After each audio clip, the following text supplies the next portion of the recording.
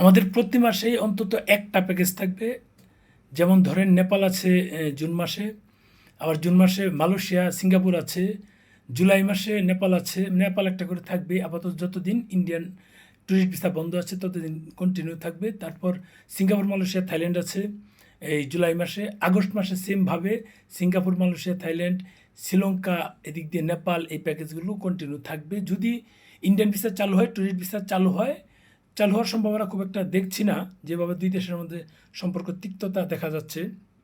যদি চালু হয় তাহলে তো ভিন্ন হিসাব, নতুবা এই প্যাকেজগুলো এখন কন্টিনিউ দেবো। আর যারা মানে ক্যান্টন ফেয়ারে খুব সহজে ক্যান্টন ফেয়ারে যেতে চান, মানে ঝামেলামুক্তভাবে চায়না সাথে ব্যবসা করতে চান, তারা আগস্টে যোগাযোগ করবেন।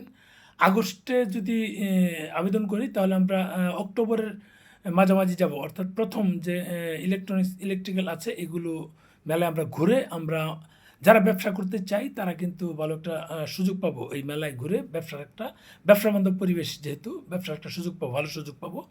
আশা করি যারা এই সময়ে যেতে চান এবং সহজভাবে ভিসা করতে চান, কিচ্ছু লাগবে না, কাগজ পত্র কিছু না, পাসপোর্ট ছবি আর ভিজিটিং কার্ড দিলেই হবে।